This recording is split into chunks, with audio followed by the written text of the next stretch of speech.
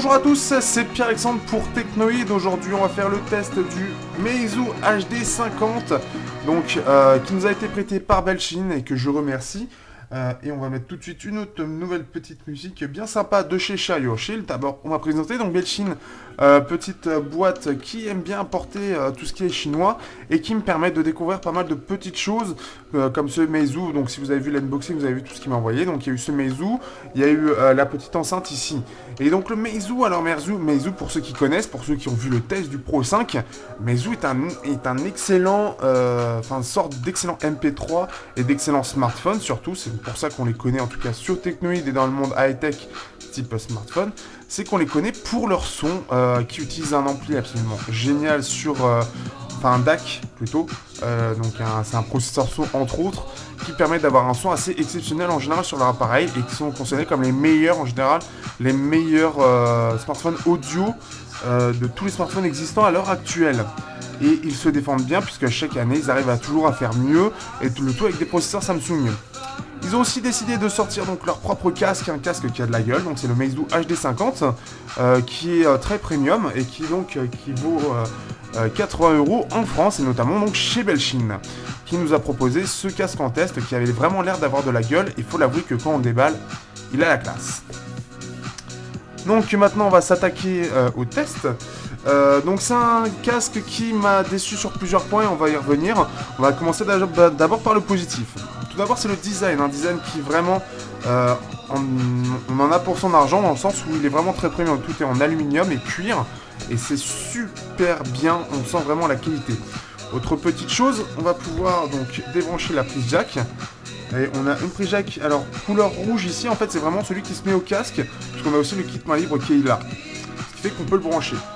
D'ailleurs, par rapport à ce... Alors on va regarder vite fait, donc un câble qui est assez flexible, assez souple, ainsi qu'une télécommande, on peut voir donc plus, moins et haut, donc le bouton central, on a le micro qui est ici, donc tout en alu, et ensuite si on suit, on va jusqu'à la jack ici, qui est assez classe, par contre il est en argenté, sachant que ce qui est le mieux c'est quand c'est plaqué or, ça conduit mieux le son.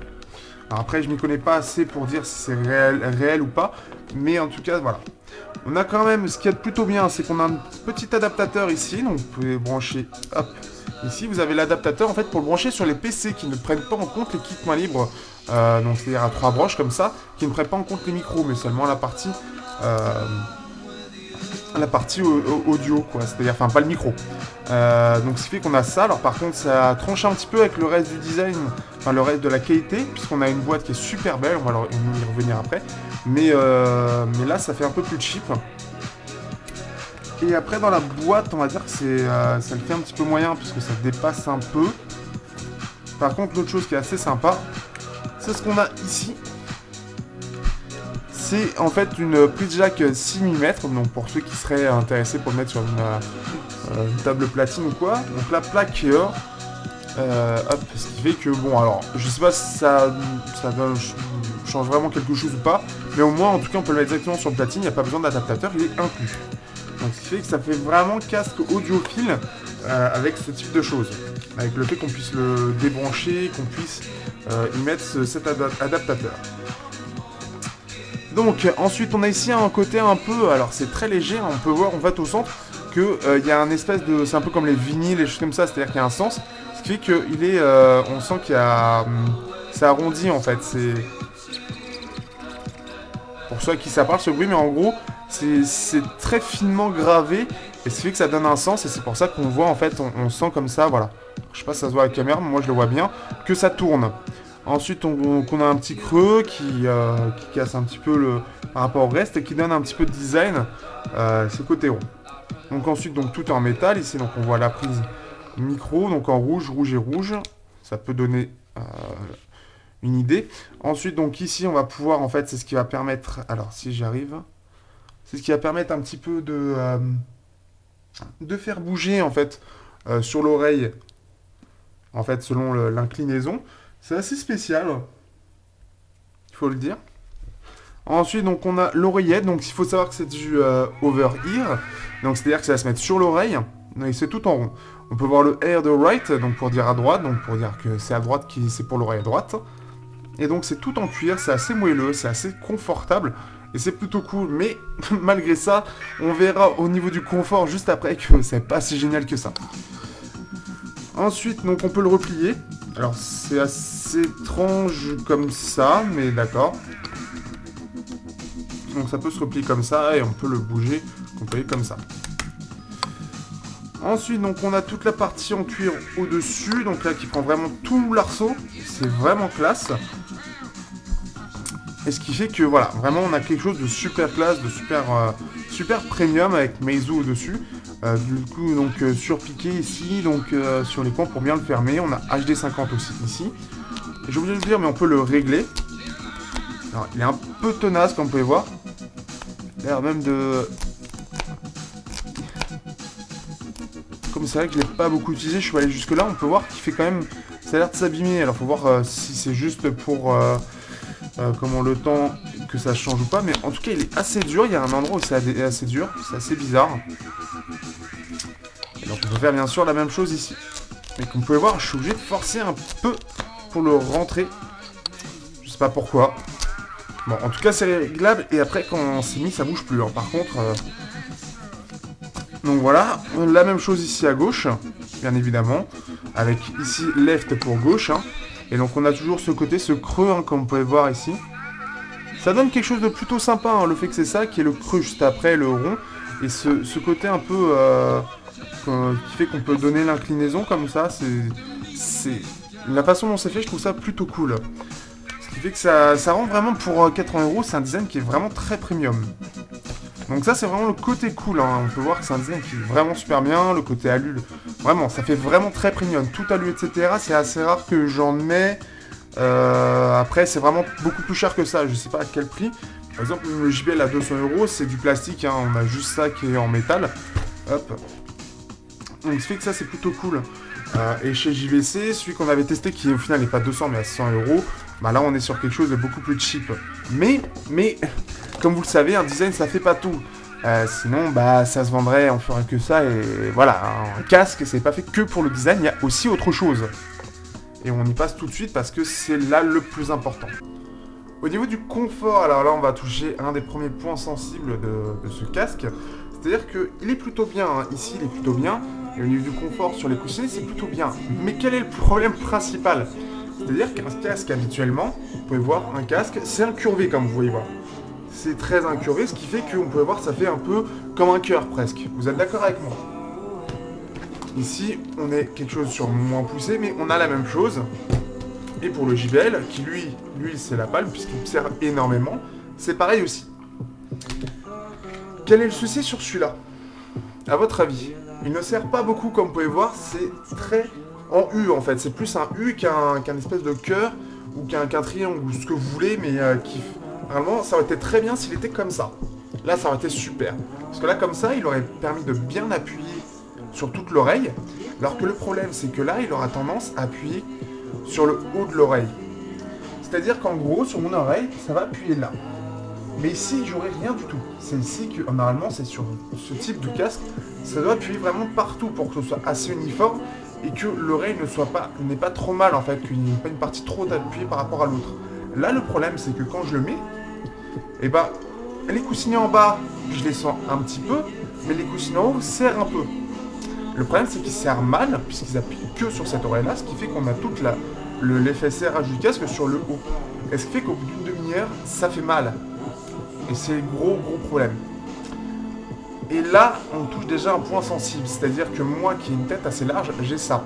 Le plus gros problème en plus de ça, c'est que comme il ne sert pas assez, comme on a vu par rapport à d'autres casques, et bien en plus de ça, pour des têtes qui sont plus petites que la mienne, oui, parce que moi j'ai la grosse tête. Et alors mais j'ai pu tester sur une collègue, et le problème c'est que bah si elle le met, alors que c'est au minimum, bah ça flotte complètement. Donc en plus de ça, pour les petites têtes, c'est même pas suffisant, ça sert beaucoup trop.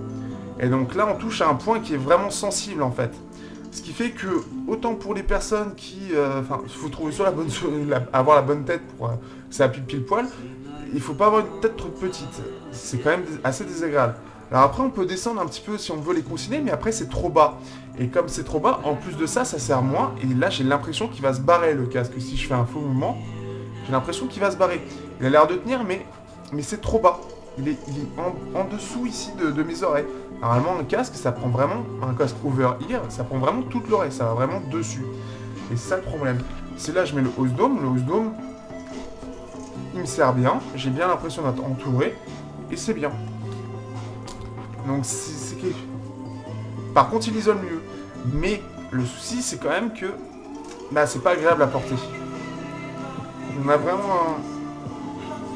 Moi, je le porte comme ça, et c'est pas normal qu'il soit pas assez serré. Il n'est pas assez incurvé, en fait. Il a été mal pensé sur ce point-là. Et il n'est pas assez incurvé, il n'est pas assez serré. C'est deux points qui sont déjà assez négatifs et qui va fortement influencer déjà sur l'utilisation et l'achat de ce casque. Et ça, c'est un gros problème. Donc, ce qui fait qu'on a droit à quelque chose, à des choses premium. Hein. On a vraiment un casque qui est premium, mais le confort est passé à la trappe. Et ça, c'est déjà problématique. L'autre problématique, c'est que, donc, on est en prise jack à 80 €. On s'attend à ce qu'il y ait une qualité quand même très correcte. Comme on l'a pu le voir sur d'autres casques, en jack, en général, c'est bien, surtout si on a une bonne sortie. Donc, ce qui fait que j'ai le Moto XL, qui a une très bonne sortie son. J'ai le Redmi Note 2 au pire, qui en a une moins bonne, mais qui est très correcte. Et, bah, il y a un truc qui m'a choqué, quoi. C'est que le son ne suit pas du tout. Mais vraiment, vraiment pas du tout. Et ça, c'est très problématique.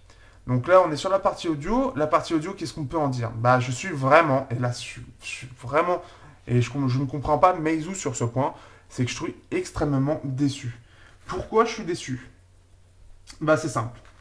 Pour faire très simple, ce casque, bah alors avec du plastique, un peu d'alu, du cuir synthétique, il fait largement mieux en termes de confort, en termes de prix et en termes de son.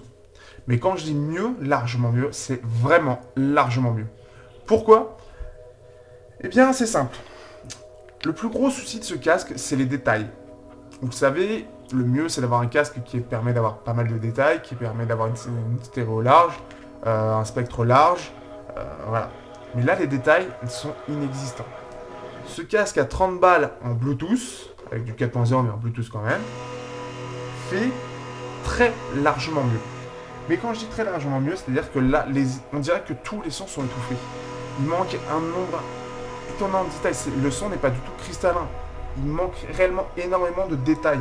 S'il y a autant de différences entre ces deux casques-là que ces deux enceintes, c'est la même chose. C'est exactement pareil.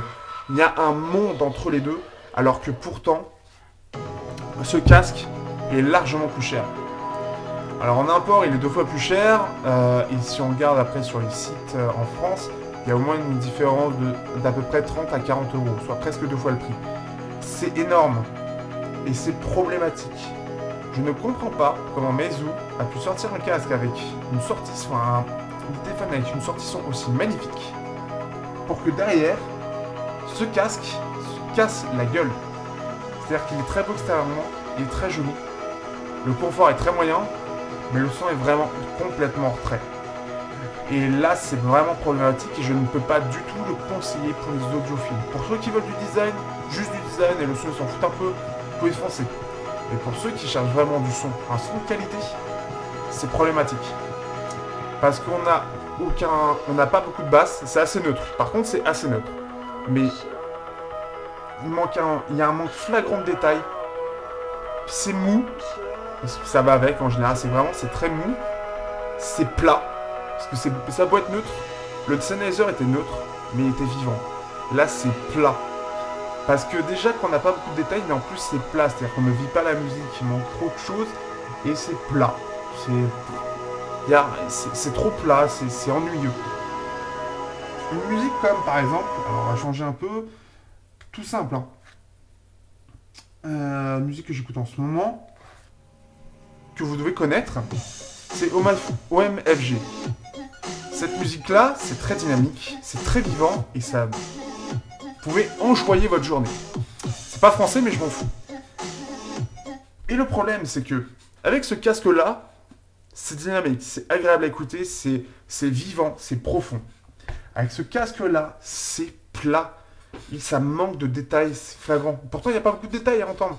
Mais ça se sent, c'est mou, c'est super mou. La seule fois où j'ai eu un tel où j'ai senti ce tel truc, c'était sur un casque JVC. Alors, c'est pas ce que j'ai eu là, c'est un autre casque à l'époque où je faisais même pas encore de test. Un casque NC, et j'avais le même constat. C'est que c'était ultra mou. C'était neutre, mais c'était mou. C'était surtout mou, c'était pas agréable à écouter, c'était chiant.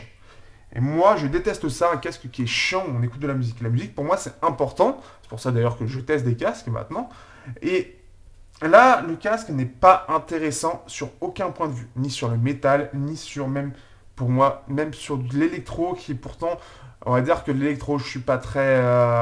je suis beaucoup moins exigeant que sur du métal. Le métal, ça a besoin de beaucoup de détails. Ça a besoin d'avoir quelque chose de précis. Ça peut être très dynamique, ça peut être en signature en V, je m'en fous, mais il me faut du détail.